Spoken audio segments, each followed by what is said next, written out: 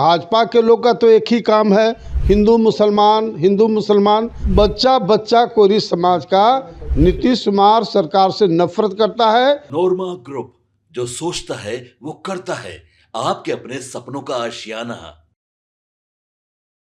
नमस्कार, मैं हूं सागर कुमार। भारत लाइव देख रहे हैं आप। देखिए, बिहार में चुनावी सरगर्मियां काफ़ी तेज हो चुकी हैं। हालांकि अभी सेशन चल रहा है, बजट सेशन चल रहा है और बजट पर वाद विवाद चल रहे हैं। राज्यपाल के अभिभाषण भी हुआ है, उस पर भी लोग अपनी राय व्यक्त कर रहे हैं। अब देखिए, इस बीच में एक नया तरीके का जो बिहार जब चुनावी मोड में जा रहा है, तो तमाम जो पॉलिटिकल पार्टियां हैं वो भी एक्शन मोड में हैं। हमारे साथ अभी शोषित इंकलाब पार्टी के राष्ट्रीय अध्यक्ष पूर्व केंद्रीय मंत्री नागमणि जी हैं। सर, क्या कुछ कार्यक्रम आपका अभी बना है पार्टी का? देखिए, अभी लगातार 6 महीना कोरी समाज को एकजुट करने के लिए पूरे बिहार के जिला, प्रखंड और गांव-गांव में हम लोगों ने मीटिंग किया है और ख़ास तौर से जो समाज के काफ़ी प्रबुद्ध लोग हैं, सामाजिक और राजनीतिक रूप से एक्टिव हैं, तमाम लोगों से हमारा संपर्क हुआ था उन दिनों। और रैली भी आपने की थी गांधी मैदान में। पटना गांधी मैदान में आक्रोश रैली हमने किया है। चूँकि नीतीश सरकार ने जो जातीय जनगणना कराया बिहार में, वह 12% कोरी समाज का जनसंख्या है और उसे मात्र 4.25% कर दिया और कानून बनाया कि जिसकी जितनी जनसंख्या उतनी उसकी हिस्सेदारी। तो ऐसी स्थिति में हमारे समाज का एक तरह से नीतीश सरकार ने गर्दन काटने का काम किया है। इसलिए 100% जो कोरी समाज हैं वह नीतीश सरकार के बिल्कुल खिलाफ हो गया है।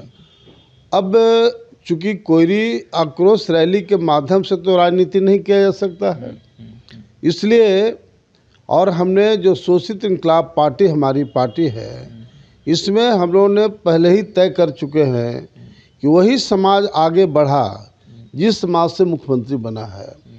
और ऐसी स्थिति में शोषित इंकलाब पार्टी बिहार का एकमात्र पॉलिटिकल पार्टी है जिसने डिक्लेयर किया है इस बात का कि हमारी पार्टी की सरकार बनेगी तो हम कोरी समाज से बिहार का मुख्यमंत्री बनावेंगे। अलग बात है कि इसमें 4-5 डिप्टी सीएम, एक मुसलमान से, एक सवर्ण से, एक अति पिछड़ा से, एक दलित से, तो ऐसे हम लोग की पार्टी का नीति बना है। तो पार्टी को सत्ता में लाने के लिए और 2025 में जो विधानसभा का बिहार का चुनाव होना है, उसमें करारी जीत के लिए 23 मार्च को पटना स्थित जो कार्यालय है जगदेव पथ, वहाँ राष्ट्रीय कमेटी, प्रदेश कमेटी और जिला कमेटी के जो पदाधिकारी हैं उन तमाम लोग को बुलाया गया है और उसमें भविष्य की जो रणनीति है उसका हम लोग प्लान करेंगे और उसके आधार पर काम करेंगे ताकि सुनिश्चित किया जा सके कि शोषित इंकलाब पार्टी जो अमर शहीद जगदेव प्रसाद और डॉक्टर भीमराव अंबेडकर साहब के नीति और सिद्धांत के आधार पर जो पार्टी बनी है, उसको अमली जामा कैसे पहनाया जाए, बिहार में सत्ता पर कैसे कब्जा किया जाए, उसकी रणनीति हम लोग बनाएंगे। अच्छा, बजट का चर्चा हम लोग कर लेते हैं। बजट चूँकि पेश हुआ है, भारतीय जनता पार्टी पूरे बजट को कह रही है कि बहुत अच्छा बजट है, महिलाओं और युवाओं का बजट है, वहीं विपक्ष हमलावर है। आपकी क्या राय है इस पर? देखिए, ये जो नीतीश सरकार द्वारा जो बजट आया है, आप बताइए कि ये वृद्धा पेंशन में मात्र 400 रुपया दिया जाता है। आज के महंगाई के ज़माने में जहाँ अगर ये दावा करती है कि बुजुर्गों का रहन सहन का स्तर हम अच्छा करें, तो दिस इज़ पॉसिबल कि 400 पर मंथ के हिसाब से उसको क्या परवरिश होगा। ये टोटल सरकार बकवास वाली काम कर रही है। जो इतना बड़ा बेरोजगारी का फौज है बिहार में, जो 80% युवा बिहार से बाहर जा पलायन करने के स्थिति में हैं। पूरे देश के पैमाने पर बिहार के युवा जहाँ जा रहा है, जिस राज्य में, उसको बेइज्जती किया जा रहा है, उसको मारा जा रहा है, पीटा जा रहा है, और बिहार सरकार मुख्य दर्शक बनी हुई है। बजट में क्या प्रोविज़न हुआ है? जो शिक्षित बेरोजगार नौजवान हैं उनके रोजगार के लिए क्या किया गया है? ये टोटल बजट सिर्फ बकवास है। इससे बिहार की आम जनता को कोई फायदा होने वाला मुख्यमंत्री नहीं। जी ने पीठ ठोक दिया सम्राट चौधरी जी, मुख्यमंत्री जी ने पीठ ठोका। नीतीश कुमार जी तो सबका पीठ ठोक रहे हैं आजकल। हाँ। अरे आप महात्मा गांधी जी का पुण्यतिथि होता है, वहाँ ताली बजाने लगते हैं, तो ऐसे मुख्यमंत्री के बारे में आदमी क्या कहेगा? आप ही के समाज के लोगों ने पेश किया है। सम्राट चौधरी आपके समाज से आते हैं, तो मुख्यमंत्री जो आदेश देते हैं, ये जो सम्राट चौधरी आदेशपाल हैं। जो समीकरणों की बात की जाती है तो लव कुश सही है, दोनों में दिक्कत है। देखिए, लव कुश का समीकरण हम लोग ने बनाया था। नीतीश कुमार जी को हम लोग ने मुख्यमंत्री बनाने का काम किया था, लेकिन पूरा का पूरा कोरी समाज, जो कुछ समाज है, वह नीतीश कुमार से विद्रोह कर चुका है। क्योंकि अब उससे बड़ी बात क्या होगा कि जहां जातीय जनगणना में कोरी समाज का 12% जनसंख्या से सीधे 4.25% कर दिया, तो सीधे गर्दन काट दिया ना। हक और अधिकार की लड़ाई है, ये लोग को समझने की आवश्यकता है। और पूरा बिहार का कोरी समझ चुका है। अब कोरी समाज को हमको समझाने की जरूरत नहीं है। बच्चा बच्चा कोरी समाज का नीतीश कुमार सरकार से नफरत करता है। एक वोट के लिए नीतीश कुमार को तरसना पड़ेगा। ठीक है, एक अंतिम सवाल लेते हैं। देखिए, इस वक्त एक चर्चा आम जो हलकनों में चल रही है, सियासी हलकनों में, हालांकि ये चर्चा बिहार से नहीं बल्कि महाराष्ट्र से उठी है। एक विवाद आया है, सपा के वहाँ विधायक हैं, वो कह रहे हैं कि औरंगजेब अच्छे शासक थे, और ये कहने पर उनको निलंबित कर दिया गया विधानसभा से, और उस पर अब बिहार में हंगामा हो रहा है। बिहार में जो है जदयू के एमएलसी हैं, जदयू के एमएलसी खालिद अनवर हैं, वो कह रहे हैं कि सही कह रहे हैं अबू आजम। देखिए, औरंगजेब राजा के बारे में जो हम लोग पढ़े हैं और रिसर्च किया है, औरंगजेब को गलत तरीके से यहाँ कहा गया कि ये क्रूर राजा था, जबकि सच्चाई है कि वो न्यायप्रिय राजा था। और जहाँ उसने हिंदू समाज के लिए मंदिर बनाने का काम किया था, और वहीं दूसरी ओर मस्जिद तोड़ने का भी उन्होंने काम किया था। मस्जिद इसलिए तोड़ा कि गलत जगह पर मस्जिद बना हुआ था, तो वो बिल्कुल न्यायप्रिय राजा था।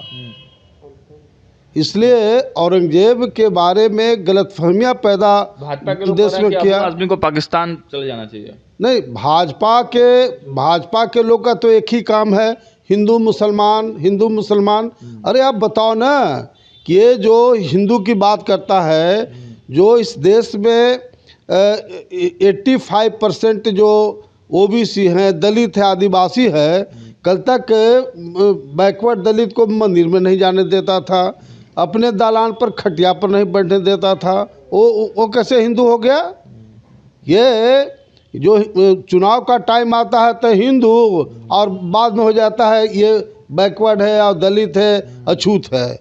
ये इन लोग का कैरेक्टर ही है। इसलिए बैकवर्ड दलित के लोग को समझना चाहिए इस बात का कि भाजपा जो बोलती है, वो उसका भाजपा क्या सामंती लोग का जमघट है। जितने सामंती लोग वहाँ जुटे हुए हैं, इस बार पूरी तरह से तैयार है, एक्टिव मोड में है चुनाव में जाने के लिए। आप बिल्कुल 100% हम लोग चुनाव के लिए तैयार हैं। किसके साथ जाएंगे, किसके साथ लड़ेंगे? अब वो तो पार्टी डिसाइड करेगी। पार्टी का 23 मार्च को मीटिंग है, और उसमें आपस में डिस्कस करके पहले तो हमको पार्टी को बिल्कुल स्ट्रॉन्ग करना है, और 2-3 महीना जम के पूरे बिहार में काम किया जाएगा संगठन का, और उसके बाद फिर पार्टी की बैठक होगी, उसमें तय किया जाएगा कि हम लोग किसके साथ जाएं। चलिए, तो देखा आपने, पूर्व केंद्रीय मंत्री नागमणि हमारे साथ थे और साफ तौर पर आगामी क्या इनकी प्रक्रिया है, कैसे पार्टी आगे बढ़ेगी और किनके साथ क्या चुनाव में संपर्क होगा, सब कुछ डिटेल्स में बताया है। और देखिए, समय समय पर बातचीत करते रहते हैं, अपने बेबाक अंदाज के लिए नागमणि जाने जाते हैं। अब देखना होगा कि जब इनकी बैठक होती है और प्रदेश के और राष्ट्रीय कार्यकारिणी के लोग बैठते हैं तो क्या कुछ फैसला लेते हैं, उस पर भी हमारे ध्यान रहेगा। देखते रहिए भारत लाइव। बहुत बहुत आपके सपनों को हमने सजाया है, ई होम्स पैनोरमा को हमने बनाया है। ई होम्स मेरा एक सपना था जिस पे मैं पिछले 4 साल से काम कर रहा था। हमने जो बनाया है वो सबने है माना। ई होम्स पैनोरमा में हो आपका भी आशियाना। और फाइनली हमने 2021 में इस प्रोजेक्ट को लॉन्च किया। बहुत लोग अप्रिशिएट कर रहे हैं कि पूर्णिया जैसे शहर में, बिहार के, एक तो बिहार की बात करें उसमें भी पूर्णिया जैसे छोटे जगह में इस तरह का लाइफस्टाइल देना, ये सुन के हम लोगों को बहुत अच्छा लगता है।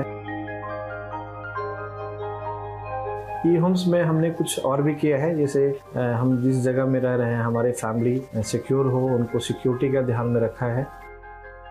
आपकी सुविधा और सुरक्षा आपके लिए खास है, ये आपका विश्वास है। इसमें आर्टिफिशियल इंटेलिजेंस का 7 लेयर सिक्योरिटी का हमने इस्तेमाल किया है। लस ग्रीन कैंपस को बनाया है, यदि हमारा बाउंड्री वाला है तो वो वर्टिकल गार्डन है।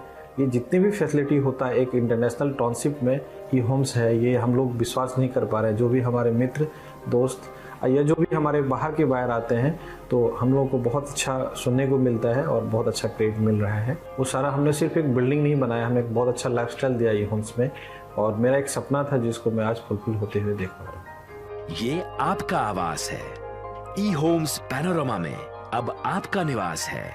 E homes Panorama, luxurious lifestyle redefined. Panorama group, जो सोचता है वो करता है। अगर ये वीडियो पसंद आई और वह बिहार के राजनीति और बिहारियत से सरोकार रखेनी तो सब्सक्राइब बटन दबा के चैनल के सब्सक्राइब कर ली। ओजे एगो घंटी बा, ओकरा बटन दबा देला से कुल सटीक और मारक खबर रुआ मुफ्त में मिल जाई। अगर रुआ पत्रकारिता के हमनी के नया प्रयोग में सहयोग कर चाहतानी तो ज्वाइन बटन दबा दी।